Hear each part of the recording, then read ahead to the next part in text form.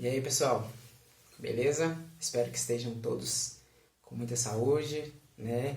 Estamos ainda nesse período de pandemia, sem nossas aulas presenciais, mas precisamos continuar o curso, né? Para vocês não ficarem prejudicados com essa demora. Nós iremos tratar hoje de um tema que é a próxima disciplina de vocês, que é ética e bioética, né? Essa disciplina vai ser dividida em 2 aulas. Nós teremos hoje e teremos na próxima semana mais uma aula, né? Hoje a gente vai ver os conceitos gerais, né, de ética, de bioética, moral, os principais conceitos relacionados à disciplina. E na próxima semana nós veremos a ética e a bioética já especificamente na área da medicina legal, na área da criminalística e dentro dos serviços de verificação de óbito e funerárias. Né? Como que essa disciplina, como que esses conhecimentos estarão integrando nosso dia a dia, né? Porque é uma área de suma importância para quem trabalha tanto em serviço público como privado. Nós temos que trabalhar com ética, com responsabilidade e precisamos cumprir os preceitos da bioética, né?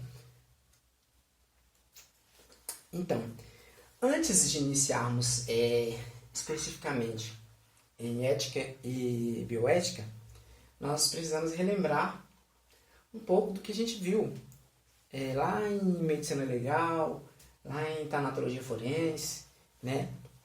Já que ela vai ser voltada futuramente, na próxima aula, né, para o que nos interessa, que é a parte de necrópsias, parte de funerárias, trabalhos em serviço de verificação de óbito, né? Só que, para isso, a gente precisa relembrar qual que é o nosso papel dentro dos institutos principalmente dentro dos institutos de medicina legal, dentro das polícias judiciárias, né? Civil e federal. Para isso a gente precisa relembrar um pouco de perícia. Qual que é a função da perícia, né? A perícia ela veio para materializar por meio de um laudo. Esse laudo ele é constituído de uma peça escrita, tendo por base o material examinado, né? Seja cadáver, seja objetos retirados do cadáver, seja objetos encontrados em locais de crime, tudo isso vai ser objeto de estudo da perícia. E aí ele vai ser descrito no laudo, né? Sempre que uma autoridade policial, né, ou uma autoridade judiciária, autoridade militar ou administrativa tiver conhecimento da prática de uma infração penal, as perícias cabíveis devem ser solicitadas, sob pena de responsabilidade por uma eventual omissão. E aí vocês lembram, quando a gente viu lá em Medicina Legal, que sempre que houver um crime, o delegado ele é obrigado a solicitar a perícia se tiver algum vestígio, né? Não é qualquer crime, tem que ter vestígio ali.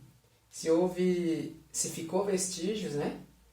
E é possível fazer a perícia, é cabível perícia ali, a perícia tem que ser solicitada. Esses exames, né, periciais têm a finalidade de instruir o devido processo,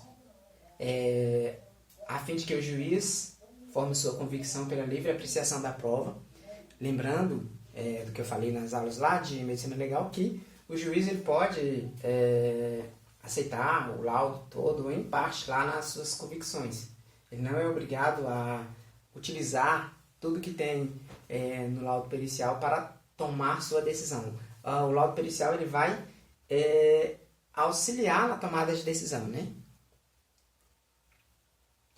Os peritos, então, são pessoas qualificadas ou experientes em certos assuntos. E aí, aqui no estado, eu falei para vocês que a perícia é dividida por áreas, né? E nós, lá na medicina legal, estamos inseridos, os peritos da área estão inseridos na área 14, que são os médicos, e a área 12, os odontologistas. E nós, agentes de necrotomia, auxiliares de autópsia, nós também estamos incluídos nesse rol da área pericial. né, como assistentes, como auxiliares dos peritos. Nós estamos ali para ajudá-lo a materializar o crime, né, por meio das perícias. E somos nós, lá na Medicina Legal, que atuamos diretamente com os peritos. Não tem um outro profissional ali que vai auxiliá-lo. Os auxiliares serão nós, né? Tanto nas perícias no vivo, como nas perícias no morto. Então, esses peritos, né, eles analisam as circunstâncias e, principalmente, os elementos objetivos, descrevendo minuciosamente o exame, incluindo os achados normais e os anormais, estabelecendo um nexo causal quantitativo e qualitativo entre o histórico e o exame, bem como ilustrando o laudo como necessário. E aí entra aquela parte lá das fotografias que eu falei, né, que são retiradas quando está fazendo as necrópsias, fotografado o cadáver ou qualquer objeto que está sendo periciado em várias posições, em várias formas, para poder ilustrar o laudo pericial. O magistrado, né, por sua vez, o juiz, no caso, forma a sua convicção a partir dos elementos probatórios disponíveis. Né? Entre estes, a perícia é de especial importância devido ao seu caráter de cientificidade, de impessoalidade e de objetividade. Pessoal, grifem, marquem no caderno de vocês esses 3 elementos: cientificidade, impessoalidade e objetividade, porque isso vai estar relacionado com o conteúdo da próxima semana, que vai ser a parte de bioética dentro da medicina legal. Bom, iniciando então a parte de ética, né? Segundo Cortella, a ética é o que marca a fronteira da nossa convivência. É aquela perspectiva para olharmos os nossos princípios, os nossos valores, para existirmos juntos. É o conjunto de seus princípios e valores que orientam a minha conduta. Nós, como profissionais, quando iniciamos nossos serviços na medicina legal, nos institutos de medicina legal, no serviço de verificação de óbito, ou mesmo nas funerárias, a gente tem que ter esse comprometimento, a gente tem que ter a ética, né, dentro das nossas atividades. Bom, a ética, ela deriva da palavra grega ethos, que quer dizer caráter. Ela era utilizada para representar os modos de agir de uma pessoa, ou seja, suas ações e comportamentos. Basicamente, ética é o comportamento individual e refletido de uma pessoa com base em um código de ética ou de conduta, que deve ter aplicabilidade geral. Então, pessoal, lá, quando nós estamos trabalhando, né, quando nós somos acionados para uma remoção ou para auxiliar o médico no exame de lesão corporal, ou mesmo para entregarmos um cadáver ou um pertence, a gente tem que agir com ética. Ou seja, nós ali temos um regimento, né, como se fosse as normas. Nós temos que seguir essas normas. E aí, a ética não quer dizer que seja só o que está escrito ali, o que está normatizado, né? A ética, ela se incorpora conosco desde quando nós começamos a aprender o que é certo, o que é errado, na verdade, né? Ele vai se incorporando. Com o tempo, a gente vai aprendendo. A gente vai tendo características ou ações que estão pautadas dentro da ética. Então, pessoal, a ética ela é compreendida como parte da filosofia, cuja teoria estuda o comportamento moral e relaciona a moral como uma prática, o exercício das condutas, né? Além disso, ela é entendida como um tipo ou uma qualidade de conduta que é esperada das pessoas como resultado do uso de regras morais no comportamento social. Ou seja, todos nós somos constantemente, né, avaliados sobre os comportamentos que nós temos no dia a dia, sobre as nossas posturas tanto profissionais como pessoais. Para isso, é exigido como um conjunto de regras que é imposto pela sociedade, né? E que nós temos que estar dentro dessas regras, nós temos que seguir essas normatizações que existem.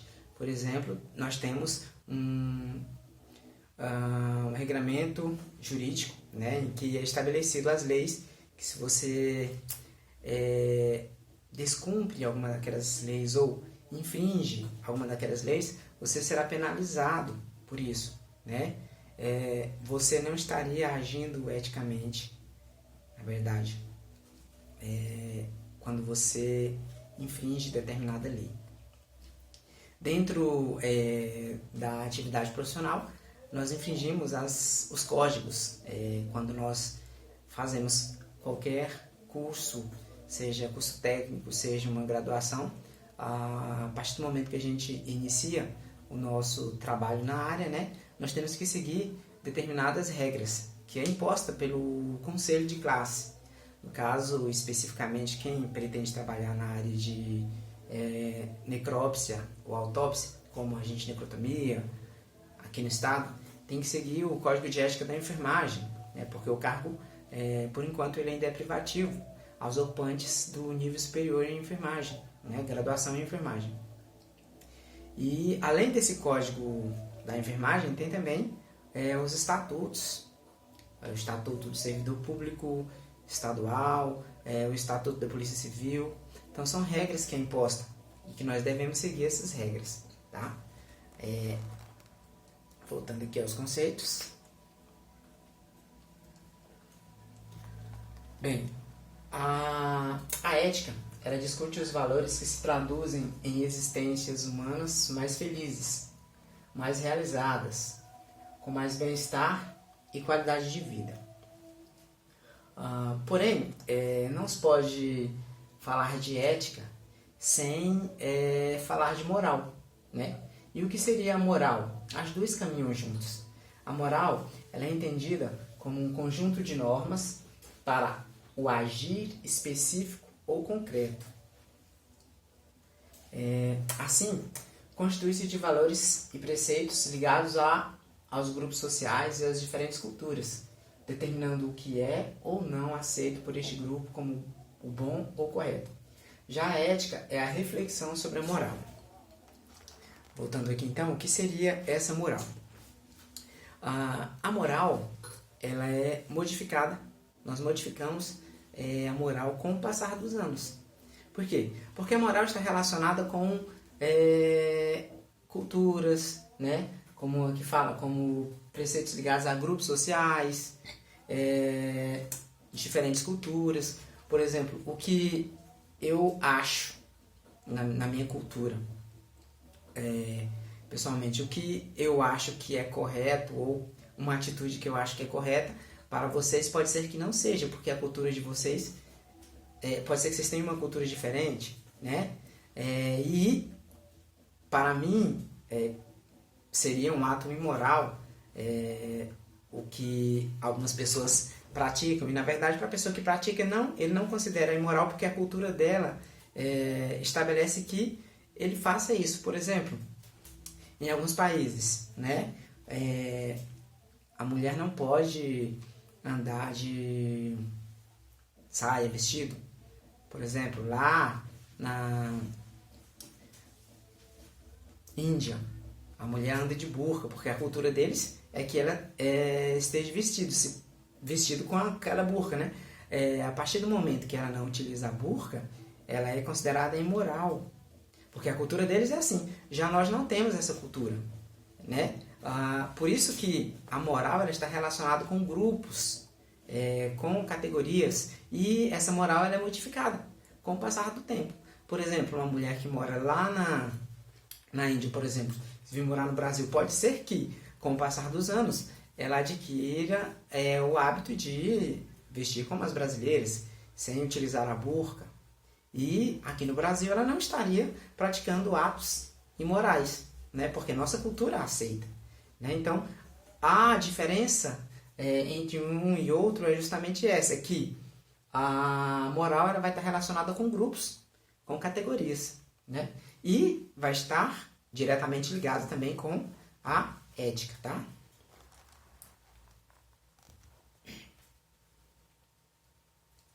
Então, moral é, por sua vez, o costume ou o hábito de um povo, de uma sociedade, ou seja, de determinados povos e em tempos determinados. Né? A moral ela muda constantemente, pois os hábitos sociais são renovados periodicamente e de acordo com o local em que são observados. Como eu falei, vai depender do local que você esteja inserido. Por exemplo, você muda de... Nós moramos aqui em Palmas. De repente eu mudo para Araguatins. Lá tem um costume que em Palmas seria considerado imoral, porém lá não é considerado, entendeu? Então, dependendo do local que você esteja morando, ou passeando, né? Você pode observar costumes, ou tradições, ou ações que você considera imoral, mas para aquele grupo de pessoas que moram no local que você esteja não é imoral. Né?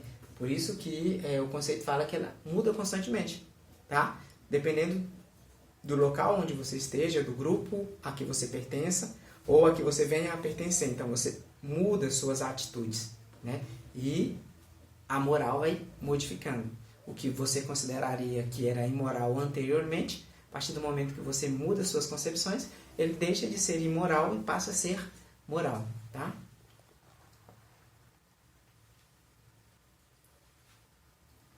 Bom, é comum ouvirmos a frase: fulano atentou contra a moral e os bons costumes. Isso porque a moral é uma espécie de norma de conduta social que indica algo que é certo ou errado naquela sociedade. Então, devido ao caráter cultural e subjetivo da moral, algo que é permitido em uma determinada moral, um determinado lugar, pode ser proibido em outro. Como eu falei, vai depender do local que você esteja inserido, do local que você esteja frequentando. Aí ela é modificada, porque depende de um grupo da sociedade, porque ela é uma conduta social. Tá? E os valores éticos? A gente já viu ética, moral e valores éticos. Então, os valores éticos, eles não nascem com a gente. Nós adquirimos esses valores com o passar dos anos. Né? Então, a apreensão e a aprendizagem formal dos valores éticos só pode se dar por meio das relações humanas que o homem precisa estabelecer desde cedo. E muitos dos valores que possuímos são aprendidos subjetivamente na família, na comunidade, principalmente pela observação das atitudes e comportamento dos adultos e das outras crianças. Então, esses valores morais, nós geralmente aprendemos com o grupo que nós convivemos, geralmente com os familiares.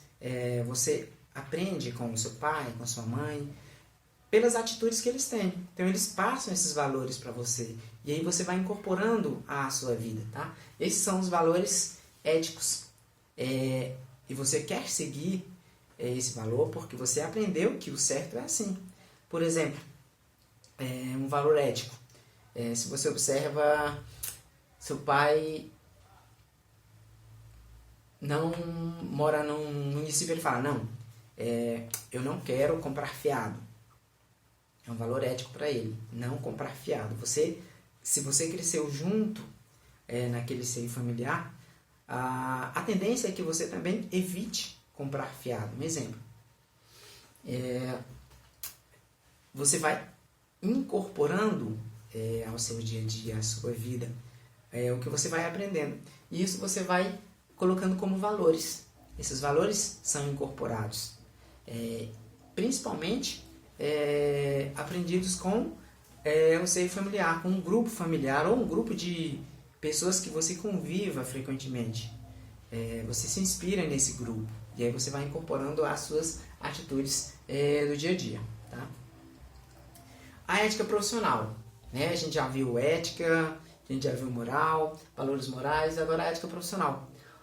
Na ética profissional, está aqui, ó, nenhuma prática profissional está isenta da reflexão ética.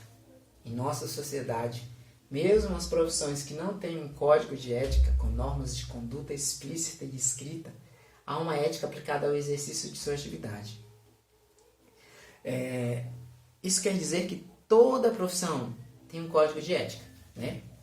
A ética profissional implica em assumir responsabilidades sociais perante aqueles com quem trabalhamos e que dependem de nosso conhecimento e prática profissional. Então, pessoal, a ética profissional, na verdade, nada mais é do que aquelas regras, aquele código que você recebe quando você forma, que você deve seguir. E a partir do momento que você infringe uma dessas regras, você é responsabilizado por isso, né? Então, quando nós formamos, nós recebemos ali um manual, né, que é o Código de Ética Profissional. Quando a gente está fazendo uma graduação, a gente vê essa disciplina na faculdade, geralmente é deontologia, o Código de Ética Profissional, e aí você tem que seguir, porque lá está dizendo o que você pode e o que você não pode fazer. O que você deve, o que é obrigação sua fazer, o que você pode deixar de fazer, quais os direitos você tem, quais os deveres e obrigações. E para você atuar, você tem que seguir aquilo à risca. Por quê? Porque a categoria que vai usufruir do seu serviço quer que você siga aquele código, porque é aquele código que vai dizer se você trabalha certo ou não, né? Então isso é a ética profissional. E aí, voltando lá para a área da medicina legal, quando nós entramos, nós seguimos o código. Temos o estatuto, servidor público do Estado, além dele tem o Estatuto da Polícia Civil, são regras que devem ser seguidas. Além do Estatuto da Polícia Civil, tem o regimento interno da Polícia Científica, que diz o que pode ser feito dentro da Polícia Científica, o que não pode. Tem as regras sanitárias, né? Então são vários códigos que você tem que seguir. E o principal deles é o que rege a sua profissão. Só que além desse, tem outros que devem ser seguidos para que você trabalhe com ética, tenha um trabalho adequado. Tá?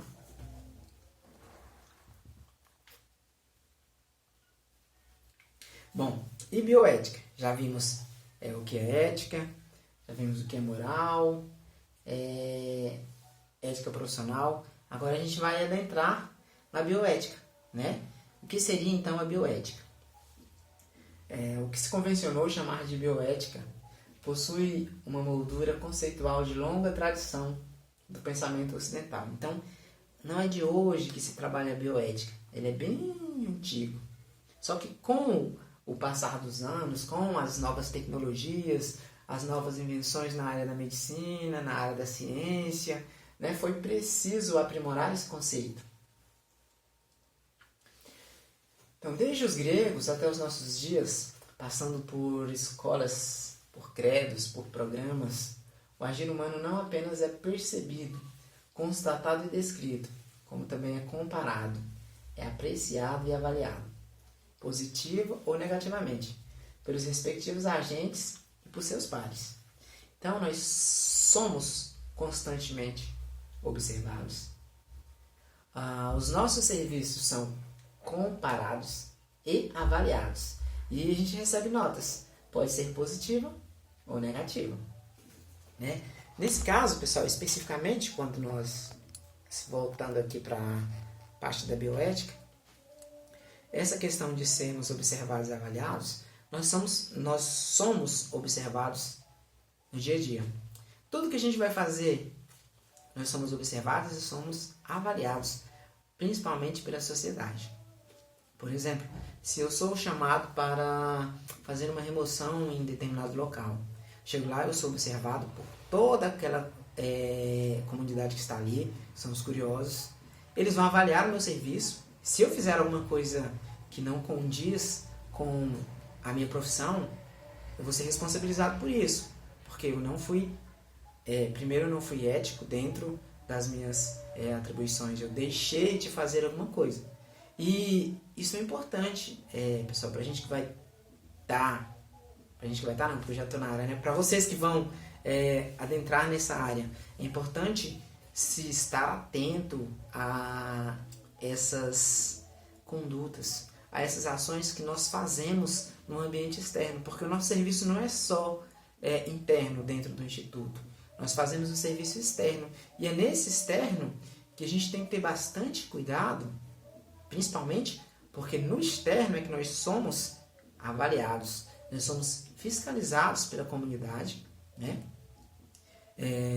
Pelos superiores, também estão de olho no nosso serviço, pela imprensa, que está ali, se você faz alguma coisa que não condiz com a sua atribuição, com o seu cargo, você vai responder, porque a TV está ali filmando tudo. Hoje em dia, você chega no local, o pessoal está filmando, está tirando foto, então a gente tem que agir da melhor forma possível e dentro dos princípios éticos legais, porque senão a gente responde pelos nossos procedimentos lá no ambiente externo, lá no local de crime, no local da remoção, tá?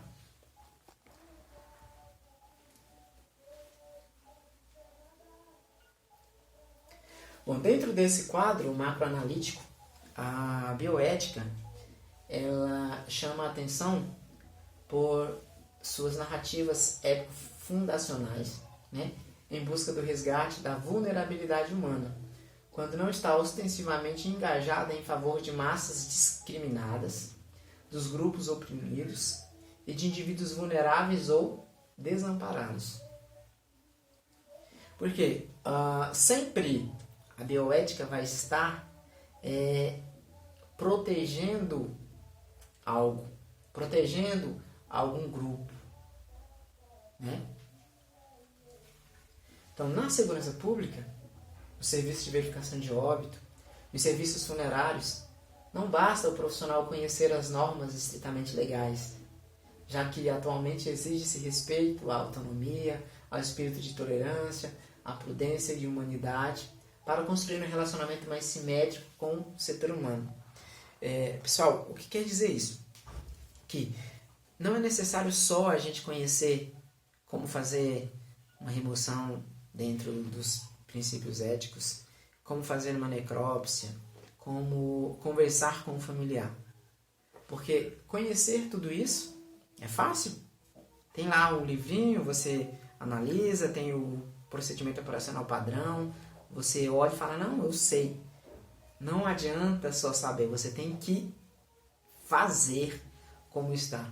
Além disso, tem a parte também que você precisa aprimorar, que é a parte mais humanitária. O se colocar no lugar do outro, conhecer o que o outro está passando. Porque às vezes eu chego numa remoção, por exemplo, eu sei que eu tenho que chegar lá, pegar o cadáver, levar para o IML. Essa é a minha função. Chego lá. Tem um grupo de curiosos, os familiares estão desesperados porque perdeu um parente. Muito difícil, né? Então você tem que se posicionar, se colocar na posição do outro, saber conversar com ele. Não é você chegar lá de supetão e falar, olha, eu vou pegar e pronto, eu tenho que levar. Você vai explicar o procedimento que tem que ser feito, por ser morte violenta, né? Precisa ser feito um exame para constatar o crime, explicar da melhor forma possível para esses familiares, para esses amigos, porque ele é uma pessoa, né? Tem passado, tem uma história, e tem os parentes que estão ali, então a gente tem que tratá-lo da melhor forma possível. Não é só chegar lá e falar, eu vou carregar. Você tem que saber como se posicionar no local, tá? Então, a ética deontológica se mostra insuficiente para o aprofundamento de reflexões éticas sobre posturas profissionais, uma vez que é entendida na medida em que os códigos sejam simplesmente obedecidos. Ser eticamente bom é mais do que isso. Como eu falei, não é só obedecer o que está escrito. Eu tenho que ir além. Eu tenho que saber fazer aquilo, mas da melhor forma possível, né? Podendo ajudar quem está ali, por exemplo, um familiar. Constantemente, quando a gente chega nos locais de crime, principalmente de famílias com índice de vulnerabilidade, tenha insuficiência financeira, a preocupação maior deles é como sepultar. Poxa, eu não tenho como sepultar. Como é que eu faço? A preocupação é essa, porque é muito caro sepultamento, né? Não é fácil, é caro. Então, a gente já tem que chegar lá e explicar para eles: olha, se você não tem condição, a prefeitura, o Estado, eles têm condições de fazer isso. Tem um grupo para isso. Tem um setor específico que passar todas as informações. Não simplesmente chegar, pegar o cadáver e ir para o IML. Não, a gente tem que informar tudo. Lógico que não é nossa obrigação ali falar que tem a prefeitura, que o Estado possa fazer isso, né? Mas não custa nada eu passar essas informações. Eu tenho que ir além do que me é esperado, né?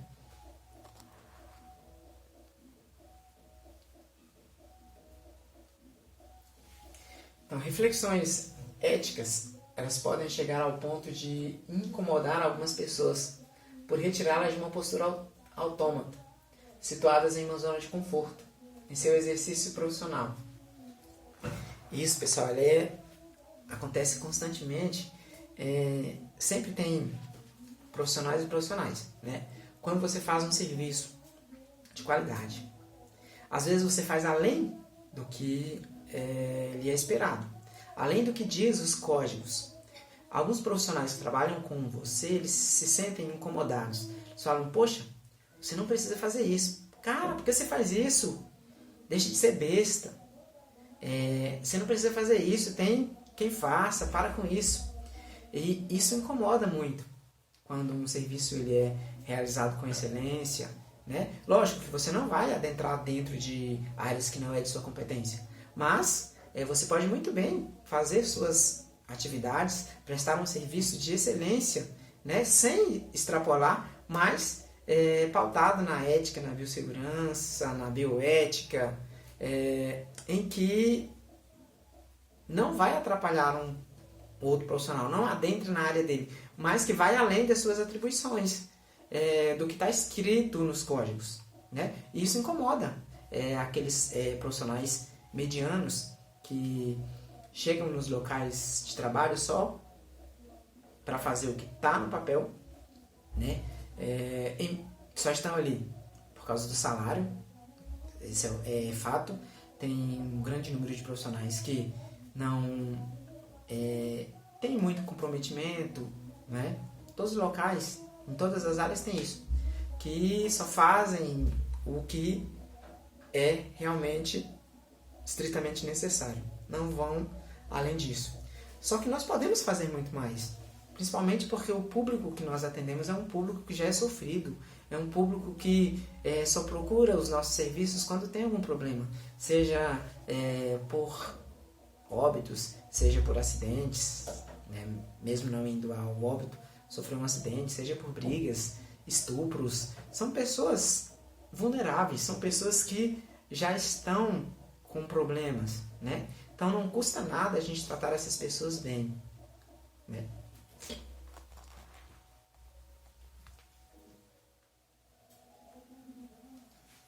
Então a bioética, ela trata de temas específicos, como, por exemplo, nascer e não nascer, relacionado ao aborto, morrer e não morrer, quando nos referimos à eutanásia,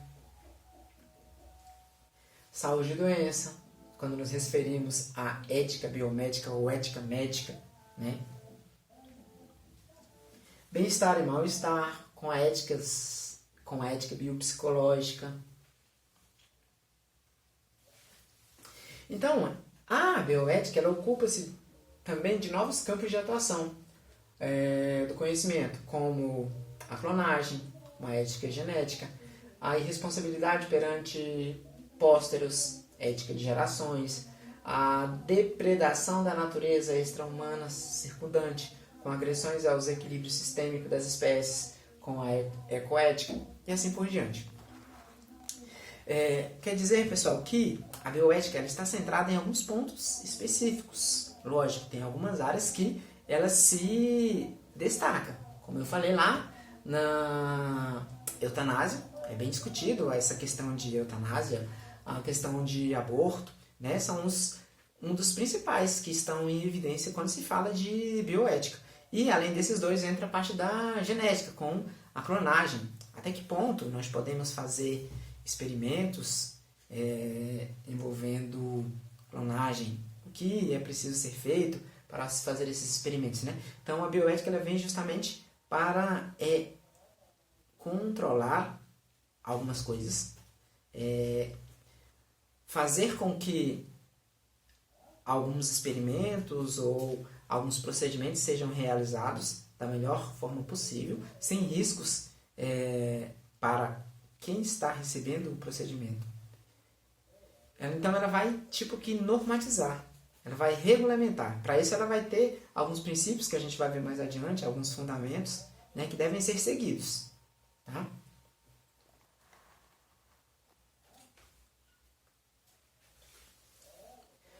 Então, tudo e qualquer exercício das relações profissionais de médicos, de enfermeiros, odontólogos, psicólogos, nutricionistas, biólogos, fisioterapeutas e demais técnicos especializados em saúde e doença, bem como os usuários das novas técnicas biomédicas, das técnicas farmacológicas, tornam-se destinatários do discurso bioético e assumem também uma condição de paciente, devendo, portanto, uma resposta bioética. Então, o que isso quer dizer? Quer dizer que algumas profissões estarão mais diretamente relacionadas à bioética. E aí, vocês podem perguntar, mas eu não vi autópsia.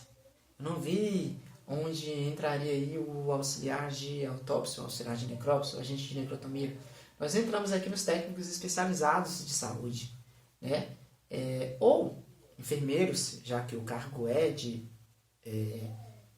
específico, pelo menos aqui no estado, específico para enfermeiros, né? Então todos, mas não é exclusivo para essas categorias, todos que trabalham com saúde e doença têm um viés de bioética, tem que ter os conhecimentos de bioética, porque nós temos que saber até onde nós podemos ir, até onde nossa atuação é benéfica em algum ponto e maléfica em outro.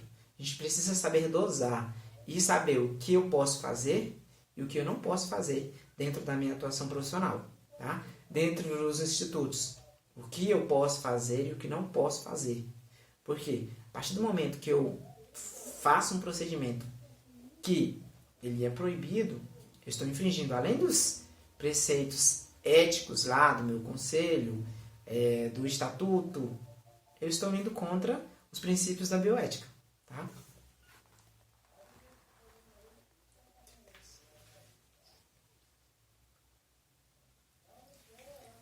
Bom, as raízes da bioética encontram-se historicamente fincadas no progresso das ciências médicas.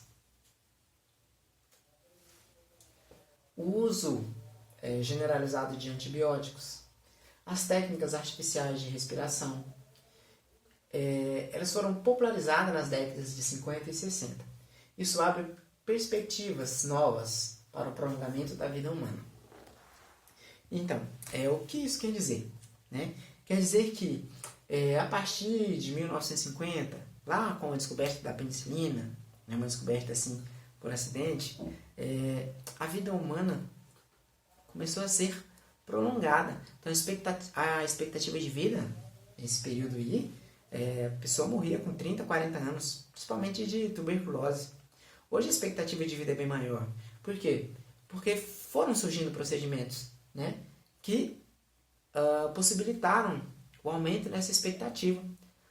Os indivíduos começaram a morrer menos, porque a medicina avançou, surgiu novos procedimentos, né?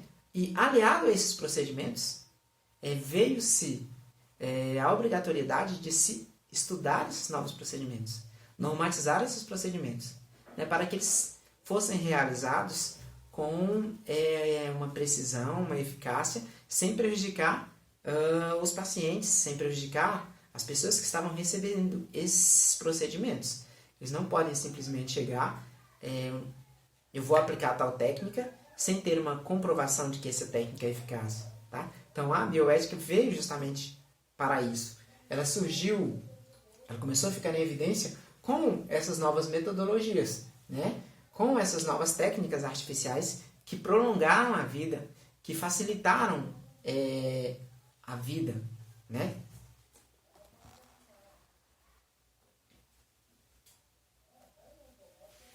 Então, em 1954, com o primeiro transplante renal bem sucedido, a medicina não mais conhece óbices intransponíveis e vê-se obrigada a lidar sistematicamente com os mecanismos de aquisição e distribuição desses órgãos.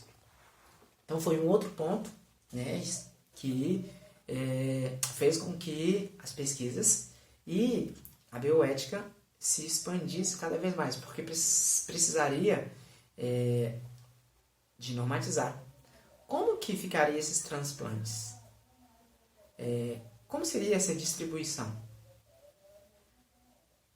Como que são os procedimentos? Né? E aí, você precisa, nesse ponto, principalmente de transplante, a ética e a bioética tem que estar bem evidente, porque senão você pode, por exemplo, por ser amigo de alguém que está precisando de um coração, passar essa pessoa à frente. Você não estaria agindo corretamente. Você estaria infringindo a ética, né? E os preceitos de bioética também. Então, com isso, foi preciso estudar cada vez mais e normatizar esses procedimentos.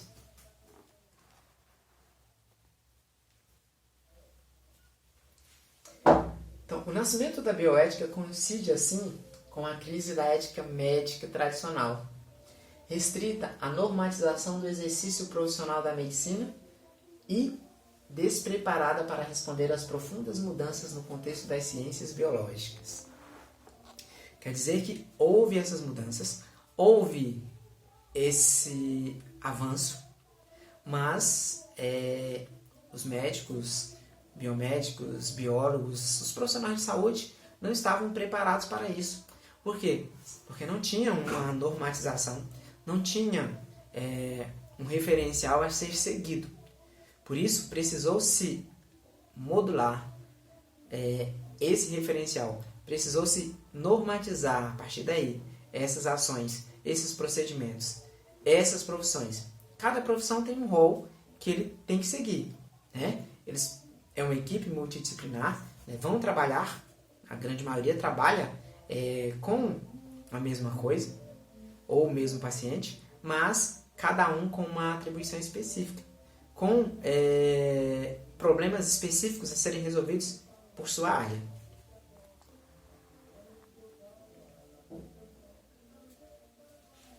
Então, a palavra bioética, ela apresenta, desde o início, uma dupla face. Ela caracteriza um discurso específico. Ela designa práticas diversas, assume feições acadêmicas, gera conhecimento e disputa espaço teórico. E, ao mesmo tempo, ela pervade clínicas, zela pelo convívio de animais humanos e não humanos, configura comitês de ética, delineia políticas públicas e tem por bandeira social a conservação do ambiente. O que quer dizer isso? Quer dizer que, com a bioética, ela vai especificar, ela vai normatizar diversas práticas, principalmente na área acadêmica. Por que área acadêmica? Porque é a academia, as pesquisas, quando eu falo academia, pesquisas, que vão trazer novos procedimentos, novos fármacos, em benefício de um grupo ou de uma população. Só que essas feições acadêmicas, elas precisam seguir um rigoroso processo, né? Precisa seguir um rito. Por quê? Porque não podemos colocar em risco, né? Como cientista, eu não posso colocar em risco um paciente, mesmo que eu esteja procurando a cura desse paciente, mas jamais poderei pôr ele em risco, tentando descobrir a cura para o seu problema, né?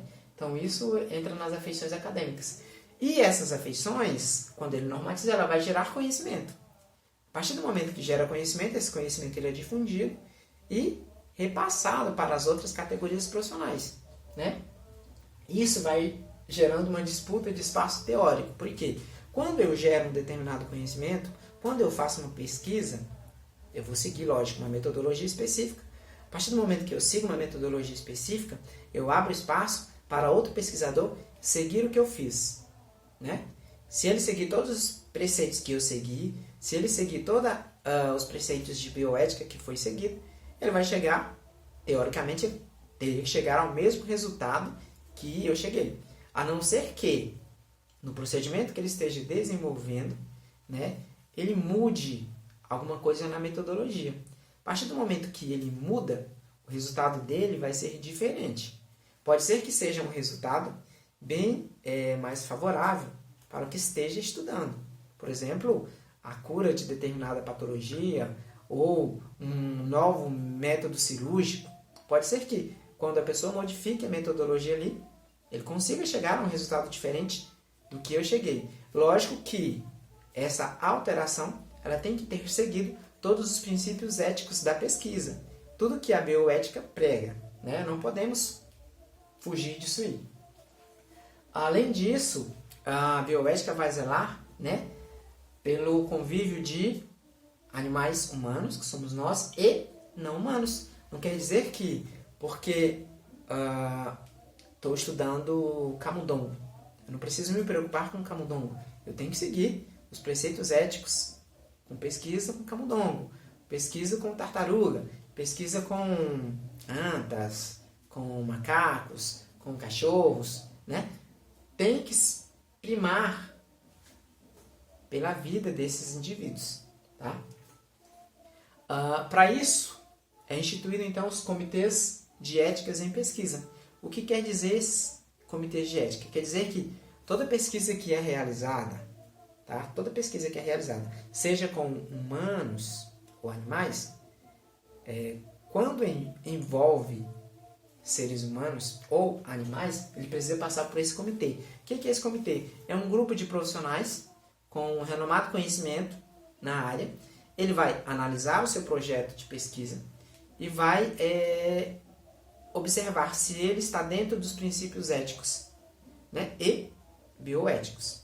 Se estiver, se a sua metodologia está de acordo, se não há nenhum risco, tanto para animal como para humanos, se os profissionais que estão propondo fazer esse estudo têm o conhecimento necessário para chegar no resultado, o comitê aprova. Se esses profissionais não têm conhecimento adequado e não tem quem auxilie nessa pesquisa, ou vai haver algum prejuízo para o objeto a ser estudado, seja o humano ou o animal, a sua metodologia não condiz, não conseguirá chegar ao resultado que você está esperando, o comitê rejeita o seu projeto, propõe modificações, né? E isso faz com que as pesquisas sigam um rigor científico adequado e chegue a resultados de excelência, tá?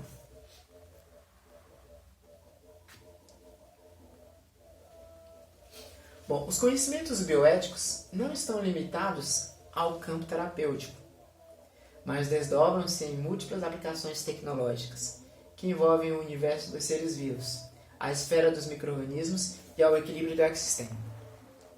O que quer dizer? Que a bioética não está voltada só para a área da saúde.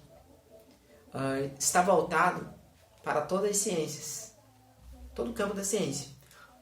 Vai desde a descoberta de novos fármacos, a descoberta de novos procedimentos cirúrgicos, a descoberta de micro-organismos, conservação de ecossistemas, conservação de tartarugas, de peixes, conservação de um grupo específico de animais, de vegetais, né? Tudo isso é bioética.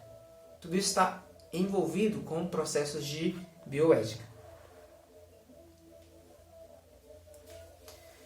Então, o termo bioética, ele identifica uma demanda planetária por intervenção no modus vivendi da humanidade, nos costumes de povos, na conduta de indivíduos, na soberania estatal, nos paradigmas de sucesso científico, sucesso empresarial e no privado.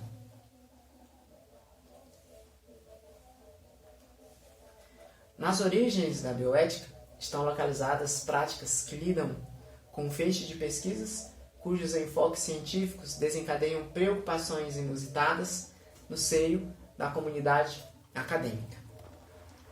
Ou seja, o enfoque principal, nesse caso aqui, quando se fala em pesquisas, esses enfoques científicos, essas preocupações, é que determinadas pesquisas elas podem ser prejudiciais ou não se tem conhecimento do que pode acontecer com determinada pesquisa.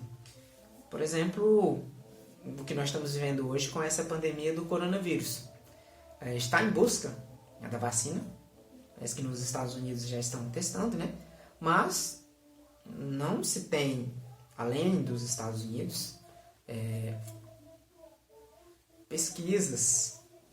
Não sei se a China também já tem pesquisas avançadas na área, né? Mas não se sabe ainda ao certo quais os efeitos colaterais da vacina. Estão estudando. Por isso que a bioética existe, né? Mesmo, geralmente, as pesquisas para a produção de vacina ela demoram